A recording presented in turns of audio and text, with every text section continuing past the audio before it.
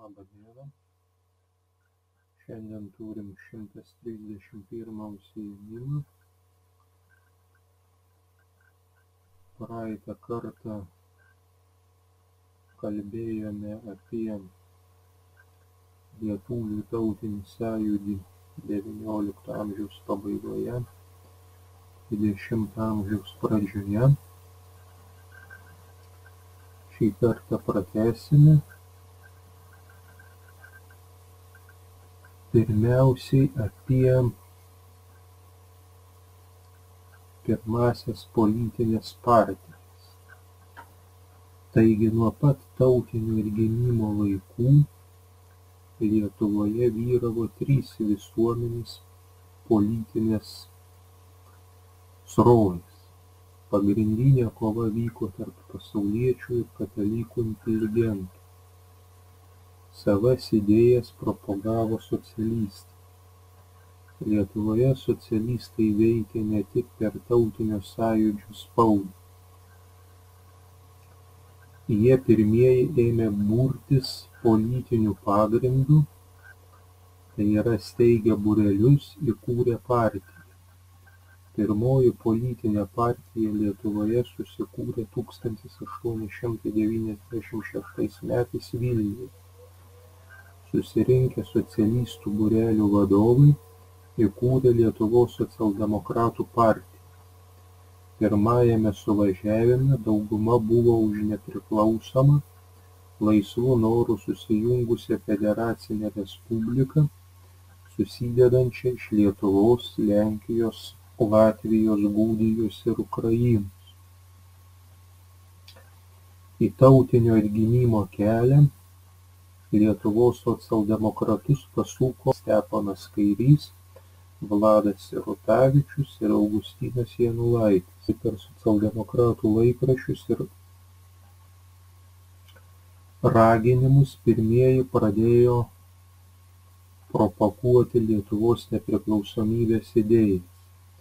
1902 metais grupė pasauliečių inteligentų, tai yra kabutėse varpo ir kabutėse ūkininko artimų bendradarbių, slaptame suvažiavime nutarė steigti Lietuvos demokratų partiją. Žymesni partijos kūrėjai buvo Kazys Grinius, Povilas Višinskis, Jonas Vileišis, Jurgis Šaulys. Partijos programoje buvo pabrėžiama, kad likdama rusų valdžios priespaudoje,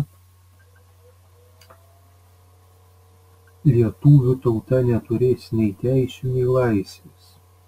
To meto sąlygomis artimiausių uždavinių skelbiamas autonomijos reikalavimas, bet galutiniu siekiu deklaruojama Lietuvos nepriklausomybė.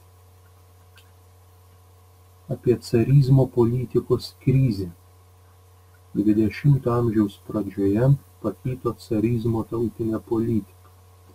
Oficialioje spaudoje pasirodė straipsnių smerkiančių represijų politiką. Kova dėl spaudos smarkiai išjudino įvairius Lietuvos gyventojų sluoksnius. Praėjo 40 metų, kol Rusijos valdantieji sluoksniai pagaliau suprato, kad spaudos draudimas buvo klaida, kurią reikia kuo greičiau ištaisyti. 1904 metais, gegužės 7 dieną, caro vyriausybė panaikino lietuvių spaudos draudimą. Tas aktas reiškė lietuvių tautos egzistavimo pripažinimą. Šis rusų valdžios žingsnis buvo svarbus lietuvių tautos laimėjimas. Buvo sukurtos palankesnės sąlygos tautinės kultūros raidai. Viena svarbiausių priežasčių žlugdžiusių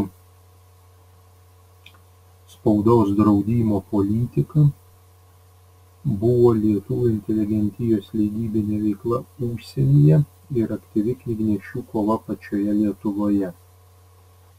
Apie didįjį Vilniaus Seimą. Didžiausią poveikį Lietuvių sąjūdžiui turėjo Rusijos revoliucijos metu 1905 metais gruodžio 4–5 dienomis Vilniuje įvykęs lietuvių suvažiavimas, vėliau pavadintas Didžiuoju Vilniaus Seimu. Jame dalyvavo apie 2000 lietuvių ne tik iš Lietuvos, bet ir iš Rusijos, Prūsijos. Seimas priėmė nutarimus, reikalaujančius suteikti Lietuvai plačią autonomiją. Iš Seimo sugrįžę atstovai paragino valstiečius šalinti rusų policiją, valdininkus, mokytojus, neleisti sūnų į rusų kariuomenę.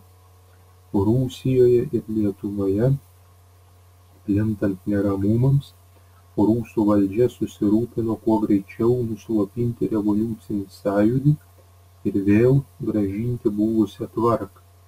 Rusų valdžia taikė griežčiausias bausmes. Klausimai ir užduotys. Pirma.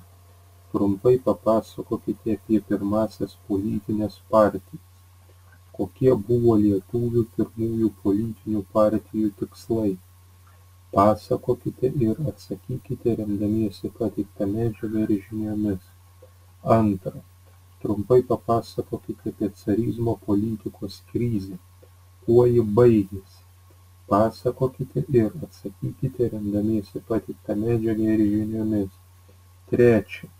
Trumpai papasakokite apie Didįjį Vilniaus Seimą. Kuo jis svarbus Lietuvai? Pasakokite ir atsakykite remdamiesi pateiktą medžiagą ir žiniomis.